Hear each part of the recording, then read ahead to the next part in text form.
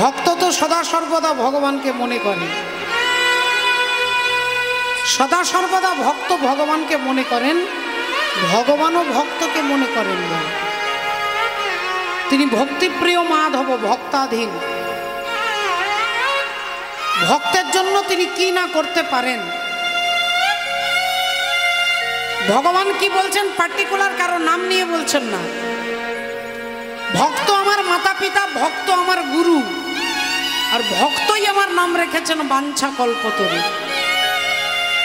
তাহলে কোনো ভক্তের, একজন বিশিষ্ট কোনো ভক্তের নাম উল্লেখ করেননি। তাহলে আপনি মা হতে পারেন, আপনি হতে পারেন, আপনি হতে পারেন, আমিও হতে পারি। ভক্ত আমার মাতা পিতা, ভক্ত আমার গুরু, ভক্ত আমার নাম রেখেছেন বাঞ্ছা কল্পতরু। হরি বল রাধে। শ্রদ্ধেয় বাবা ঠাকুর ভক্তিমতী মায়েরা, ভক্তিপ্রিয় মাধব, ভক্ত ছাড়া ভগবান কিছু জানেন না। আর সব থেকে বড় কথা হচ্ছে যে ভগবান ভক্তের কাছে হেরে গেলে খুব খুশি হন। ভক্তের কাছে যদি ভগবান হেরে যায় খুব খুশি হয়। প্রমাণ দেখাচ্ছেন পিতামা ভীষ্মদেব। তিনি প্রতিজ্ঞা করেছেন আমি প্রতিদিন 10,000 সৈন্যকে মারব। কুরুক্ষেত্রের যুদ্ধে প্রতিদিন 10,000 সৈন্যকে আমি মারব, আমি প্রতিজ্ঞা করেছি। এখন 10,000 করে প্রতিদিন মারে, 5 দিন হয়ে গেছে। এখন দুর্যোধন এসে দাদু ভীষ্মদেবকে বলছে, দাদু একটা কথা বলবো। বলছি তুমি কি করছো বলো তো? তুমি যুদ্ধে আছো আমার দলে, কিন্তু তোমার মনটা পঞ্চপাণ্ডবের দিকে আছে। তোমার মনটা পঞ্চপাণ্ডবের দিকে আছে, কিন্তু যুদ্ধে তুমি আমার দলে। সবাই জানে যে তুমি আমার দলে, কিন্তু তোমার মনটা আমার দিকে নেই।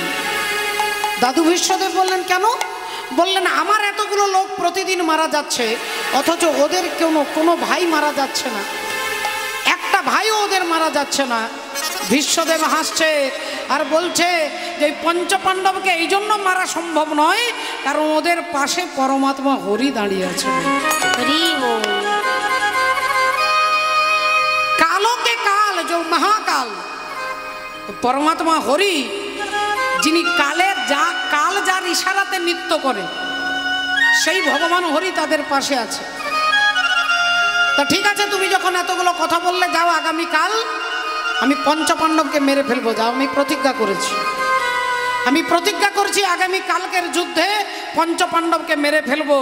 আর যেই বলেছে দুর্যোধনের কি আনন্দ, হ্যাঁ, পঞ্চপাণ্ডব কালকেই মারা যাবে। যাক, দাদুর নাম তো ছিল দেবব্রত, ভীষ্মদেবের নাম দেবব্রত।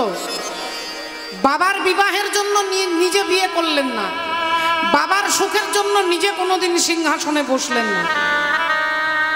তখন বাবা খুশি হয়ে তাকে আশীর্বাদ দিয়েছিল, তোর ইচ্ছা মৃত্যু হবে। দুর্যোধন বলছে দাদু তাহলে তুমিও আমাকে অমর করে দাও, অমরত্বের আশীর্বাদটা দিয়ে দাও। বিশ্বদেব বললেন আমি নিজে কিন্তু অমর নই,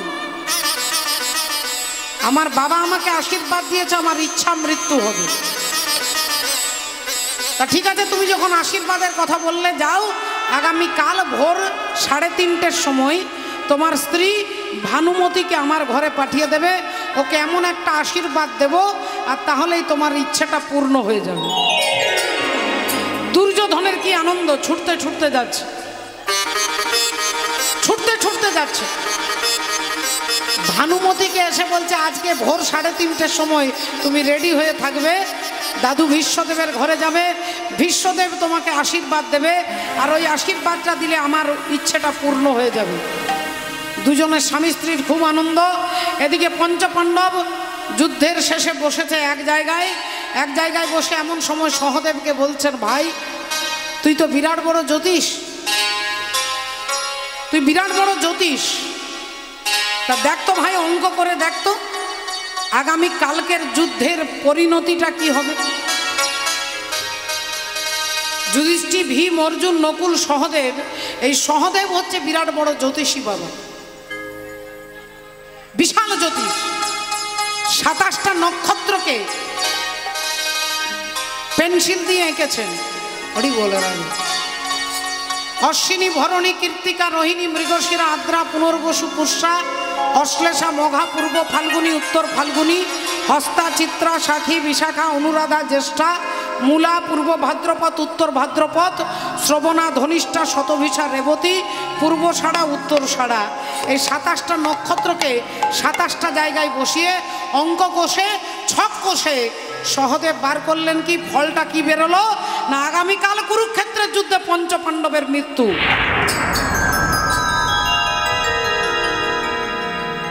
আগামীকালকের যুদ্ধে পঞ্চপাণ্ডবের মৃত্যু নিশ্চিত, মৃত্যু হবে। অঙ্কের ছকটা যখন বেরিয়ে গেছে, আর যেই শুনেছে দ্রৌপদী যে আমার 5 জন স্বামী আগামীকাল মারা যাবে, অমনি দ্রৌপদী ছুটতে ছুটতে ভগবান কৃষ্ণের কাছে এসে হাঁপাচ্ছে, কৃষ্ণ কৃষ্ণ সর্বনাশ হয়েছে।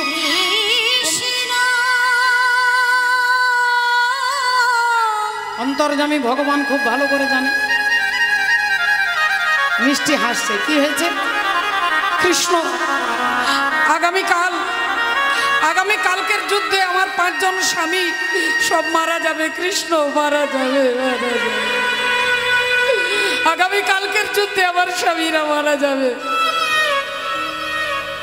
ভগবান একগাল মিষ্টি হাসলেন, আর হেসে বললেন যে দেখো, এটা মর্তধাম, সবাইকেই মরতে হয়, এটা মর্ত, এখানে সবাইকে মরতে হবে। তা এর মধ্যে বিচিত্র কি আছে? সবাই মরে, তোমার স্বামীরাও মরবে। দ্রৌপদী বলছে, কৃষ্ণ তুমি এত নিষ্ঠুর, তোমার মনটা এত পাষাণ হয়ে গেছে, আমার স্বামীরা মরবে আর তুমি এখানে দাঁড়িয়ে দাঁড়িয়ে হাসছো। কালকে আমি বিধবা হব, আমি বিধবা হয়ে যাব কৃষ্ণ, আর তুমি এত বড় দুঃখে তুমি দাঁড়িয়ে দাঁড়িয়ে হাসছো। ভগবান বললেন, দুঃখ করার তো কোনো কারণ নেই, জন্মিলে মরিতে হবে, অমর সে কথা কবে। জন্মিলে মরিতে হবে, অমর সে কথা কবে। তাতে এত ভেঙে পড়ার কি আছে? কৃষ্ণ হে পার্থ, তোমার কি এতটুকু দুঃখ হচ্ছে না আমি আগামী কালকে বিধবা হয়ে যাব? আমি বিধবা হয়ে যাব আর তুমি এটাই চাইছো? বল রাধে রাধে। তো ভগবান বললেন, আমি কি করতে পারি বলো? বলে, আমি যাতে বিধবা না হই তার ব্যবস্থা তোমাকে করতে হবে, আমি যাতে বিধবা না হই তার ব্যবস্থা তোমাকে করতে হবে। ভগবান বললেন, ঠিক আছে, আমি এক্ষুনি তার ব্যবস্থা করে দিচ্ছি, তুমি বিধবা হবে না। দ্রৌপদীর আনন্দে, আমি বিধবা হব না, কি করতে হবে? বললেন, এক কাজ করো, কালকে তুমি বিধবা হবে, তা বিধবা যাতে না হও তুমি আজকেই মারা যাও, তুমি আজকে নিজে মরে যাও। আজকে মরে গেলে তুমি তো আর বিধবা হওয়ার কোনো ভয় নেই, তুমি সধবাই মারা যাবে, সারা জগৎ তোমার নামে হাতে তালি দেবে, উলুধ্বনি দেবে, তুমি আজকেই মরে যাও। অনেক দুঃখ, অনেক ব্যথা বুকে সহ্য করে দ্রৌপদী বললেন, ঠিক আছে আমি মরব, ঠিক আছে মরব। বলেন, যাও তাহলে চিতা সাজাও। কতগুলো কাঠকে একত্রিত করে চিতা সাজিয়ে দ্রৌপদী মরবে। তা যেই আগুনে ঝাঁপ দিতে যাবে, ভগবান বলছেন, আরে তুমি তো মারা যাবে, তা মরবার আগে আমার একটু নাম করবে না?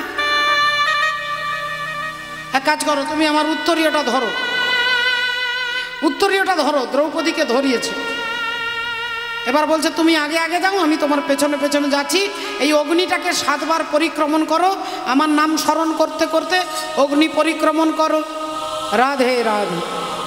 এখন দ্রৌপদী অগ্নি পরিক্রমণ করছে, ভক্তমণ্ডলী ভক্তিমতী মায়েরা।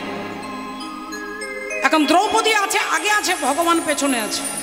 দ্রৌপদী ভগবানের নাম স্মরণ করতে করতে যাচ্ছে, জয় জগন্নাথ জগন্নাথ জগন্নাথ, জয় জগন্নাথ জয় জগন্নাথ জগন্নাথ জগন্নাথ, জয় জগন্নাথ জয় জগন্নাথ জগন্নাথ জগন্নাথ, জয় জগন্নাথ।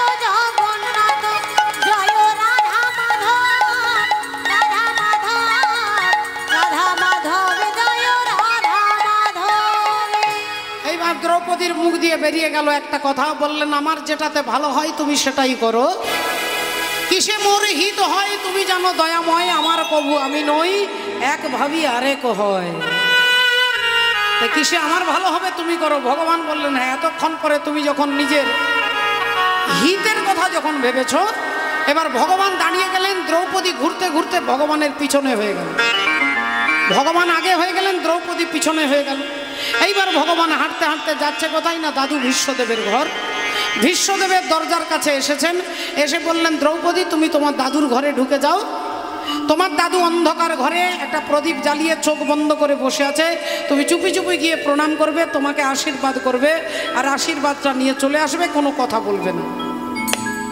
এখন এইদিকে দ্রৌপদীকে তো পাঠিয়ে দিয়েছে, এদিকে ভগবান ইশারা করছে দেবরাজ ইন্দ্রকে যে এক্ষুনি বৃষ্টি শুরু করো, বৃষ্টি শুরু করো। দেবরাজ ইন্দ্রকে আদেশ দিয়েছে, ইন্দ্র সঙ্গে সঙ্গে তুমুল ঝড় বজ্রপাত শুরু হলো, দেখতে দেখতে মুষলধারে বৃষ্টি, দেখতে দেখতে মুষলধারে বৃষ্টি। 3:30 বেজে গেছে,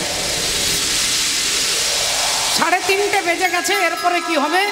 দুর্যোধনের স্ত্রী তো সেজে গুজে বসে আছে যাবে বলে, দুর্যোধন বললেন এক কাজ করো ভানুমতি, এখন যাওয়ার দরকার নেই, 1 ঘন্টা পরে যাবে। ভিজে ভিজে যাবে কেন? আরে বাবা দাদুর আশীর্বাদের ব্যাপার, তা দাদু তো 1 ঘন্টা পরেও আশীর্বাদ দেবে। এই যে দেখুন সময়ের গুরুত্ব, আপনি যদি সময়কে গুরুত্ব না দেন, সময় আপনাকে গুরুত্ব দেবে না। বল, আপনি সময়কে গুরুত্ব না দিলে সময় আপনাকে গুরুত্ব দেবে না। দুর্যোধন বললেন 1 ঘন্টা পরে যাবে, বৃষ্টিটা থেমে যাক। আর সেই সুযোগে দ্রৌপদীকে ঢুকিয়ে দিলেন দাদু ভীষ্মদেবের ঘরে। আর দ্রৌপদী মা গিয়ে যেই প্রণাম করেছে, দাদু আশীর্বাদ দিলেন কি অখণ্ড সৌভাগ্যবতী ভব, অখণ্ড সৌভাগ্যবতী ভব, মানে তোমার সিথির সিঁদুর অক্ষয় হবে, সিথির সিঁদুর অক্ষয় অমর হবে। তার মানে পঞ্চপাণ্ডব মারা যাবে না,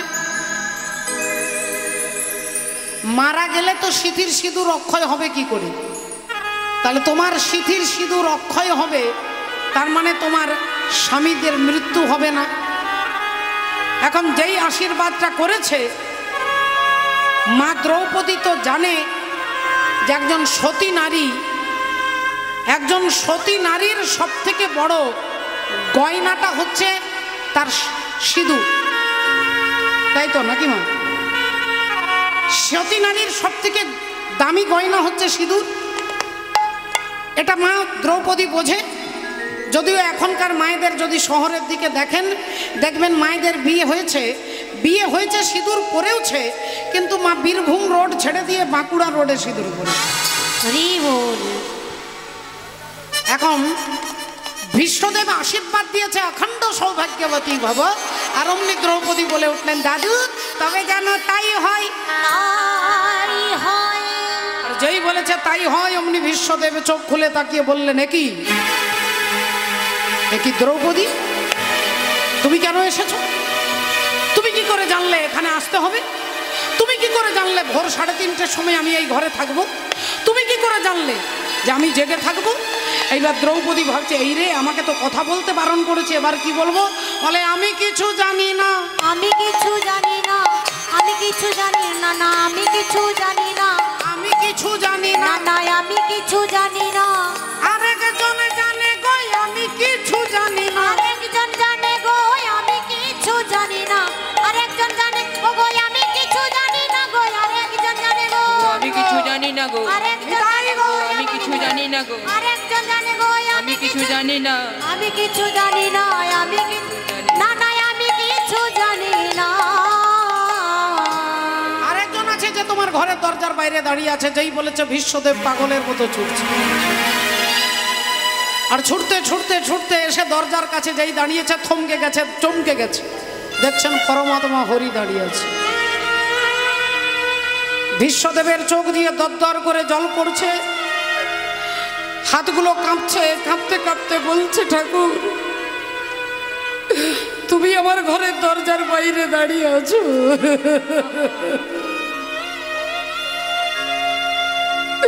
আমার ঘরে দরজার বাইরে তুমি দাঁড়িয়ে আছো দয়াময়। এতটা রাস্তা তুমি আসতে পারলে তুমি আমার ঘরের ভেতরে এলে না কেন ঠাকুর? ভগবান বললেন, হে বিশ্বদেব, তুমি বিশ্বাস করো, তোমার মনে কষ্ট দেওয়ার জন্য, তোমাকে ব্যথা দেওয়ার জন্য তোমার ঘরে দরজার বাইরে আমি দাঁড়াইনি। আমি তোমার ঘরে দরজার বাইরে দাঁড়িয়ে অনন্ত কোটি জীবকে জানিয়ে দিলাম যে আমি একা বিশ্বদেবের ঘরের দরজার বাইরে নয়, আমি প্রতিটি জীবের ঘরের দরজার বাইরে দাঁড়িয়ে থাকি। কিন্তু আমি ভেতরে যাই না, কারণ আমাকে আদর করে কেউ ডাকে না। বিশ্বদেব বললেন, ঠাকুর, আমার একটা প্রশ্নের জবাব তোমাকে দিতে হবে। আমি প্রতিজ্ঞা করেছিলাম দুর্যোধনের কাছে আগামীকাল 5 জনকে মারব, তুমি আমার প্রতিজ্ঞার মধ্যে জল ঢেলে দিলে। তাহলে একটা কথা শুনে রেখো প্রভু, তুমিও প্রতিজ্ঞা করেছিলে কুরুক্ষেত্রের যুদ্ধে কোনো অস্ত্র শস্ত্র ধরবে না। কুরুক্ষেত্রের যুদ্ধে তুমি কোনো অস্ত্র ধরবে না। তাহলে আমিও প্রতিজ্ঞা করে বলছি, আগামী কালকে তোমাকে যুদ্ধে আমি অস্ত্র ধারণ করাবো। দেখুন, আজকে ভগবানের প্রতিজ্ঞা, তিনি অস্ত্র শস্ত্র ধরবে না। আর ভক্তের প্রতিজ্ঞা, ভক্ত চ্যালেঞ্জ করে দিলেন যে কালকে তোমাকে অস্ত্র ধারণ করাবো। যুদ্ধ শুরু হয়ে গেল, ভীষ্মদেবের সঙ্গে অর্জুনের যুদ্ধ।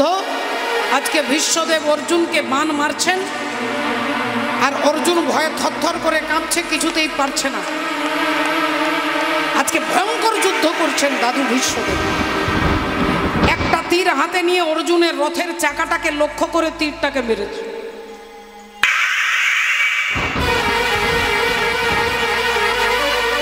আর যেই তীরটা মেরেছে অমনি চাকাটা ভেঙে গিয়ে রথটা মাটিতে বসে গেছে। রথটা যেই মাটিতে আচমকা বসে গেছে, অর্জুন পড়ে গেছে। আর যেই অর্জুন পড়ে গেছে, ভীষ্মদেব অর্জুনকে দেখে এবার তীরটা মারছে। আর যেই অর্জুনকে করে লক্ষ্য করে ভীষ্মদেব তীরটাকে মারতে যাবে, অমনি ভক্তাধীন ভগবান হরি, দয়াময় শ্রী হরি, ভক্তকে যিনি রক্ষা করেন, তিনি কি করলেন, অর্জুনকে মারতে যাচ্ছে দেখে অর্জুনের ভাঙা রথের চাকাটাকে ধরে, আর ভগবান ভীষ্মদেবের আগে এরকম সঙ্গে সঙ্গে চাকাটা ধরে দাঁড়িয়ে। আর রথের চাকাটা ধরে যেই দাঁড়িয়েছে, ভীষ্মদেব ধনুর্বাণ সব ফেলে দিয়ে ছুটে এসে গোবিন্দের চরণের কাছে করজোড়ে বলছে, ঠাকুর,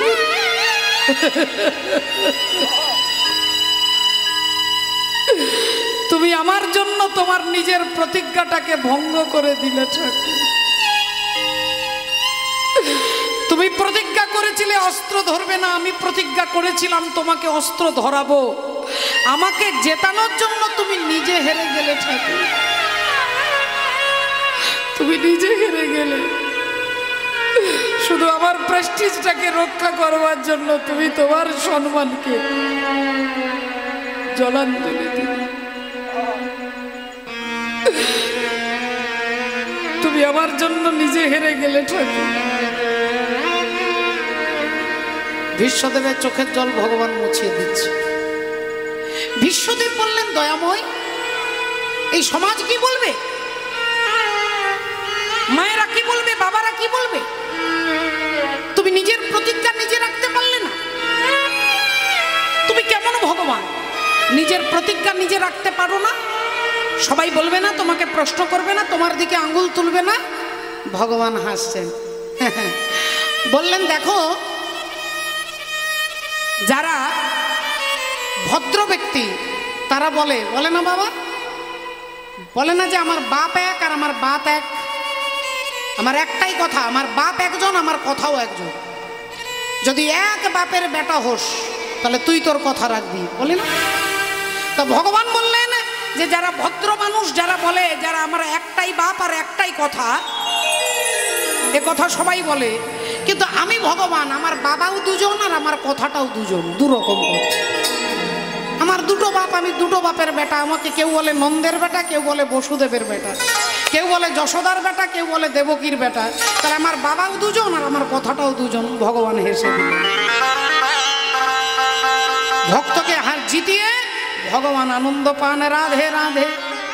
ও যে বিন্দু রূপে ছিলে তুমি পিতার মস্তকে, পিতার মস্তকে আর কামাবেশে প্রবেশ করেছ মাতৃ জঠরেতে, মাতৃ জঠরেতে।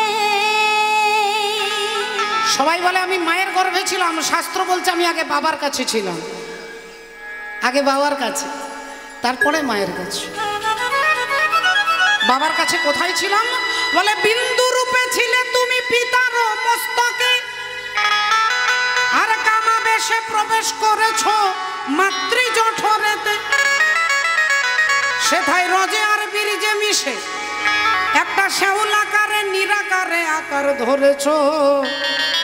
আর সেই না দেশের কথা রে মন ভুলে গিয়েছ। এ দেহের হিসাব দেখ,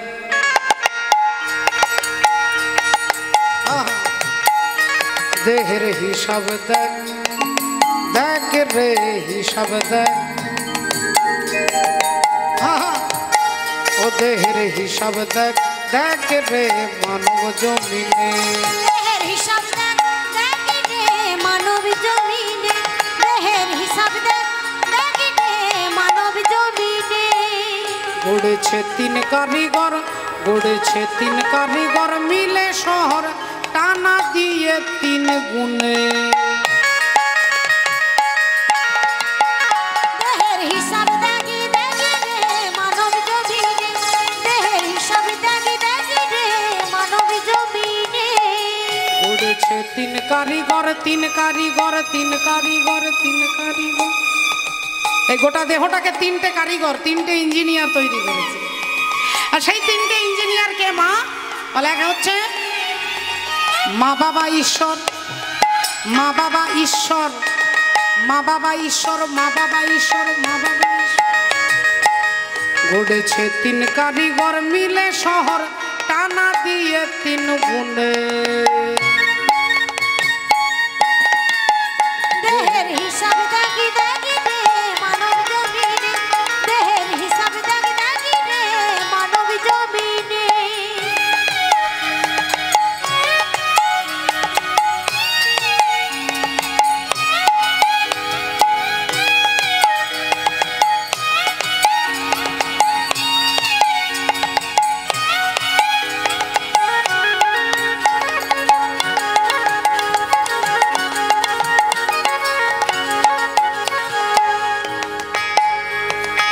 তাহলে দেহটার একটা হিসেব আছে বাবা। এখানে যে কীর্তন হচ্ছেন, কীর্তন কমিটি, যেসব বাবারা, কাকারা, দাদারা, ভাইরা রয়েছে, কীর্তন শেষ হয়ে গেলে, বিশ্রাম হয়ে গেলে আবার কমিটি বসে মিটিং হবে।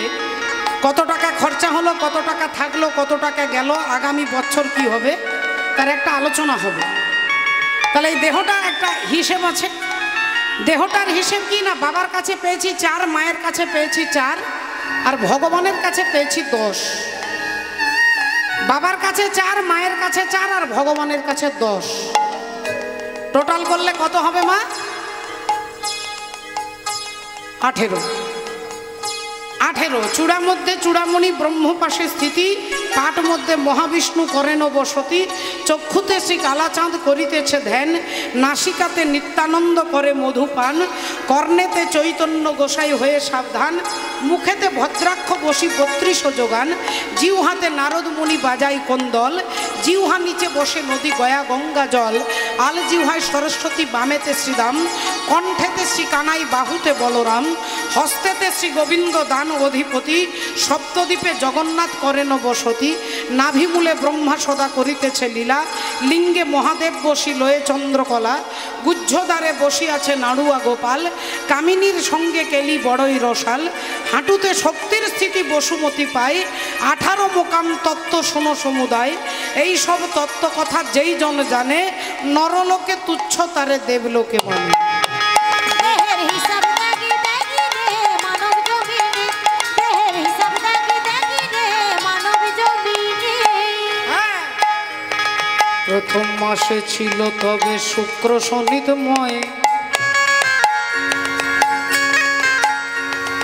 2 মাসে খড় কুড়া অস্থির উদয়, দুই মাসের খড়ে কুড়ার স্থির উদয়, দুই মাসের খড়ে কুড়ার স্থির উদয়। আবার তিনেতে তৃতীয় মস্তক জন্মায়, 4 মাসে তৈরি হলো হস্তপদ প্রায়। দেহের হিসাব দেখি দেখি রে মানব জমিনে, দেহের হিসাব দেখি দেখি রে মানব জমিনে। গড়েছে 3 কারিগর, গড়েছে 3 কারিগর মিলে শহর টানা দিয়ে 3 গুণে।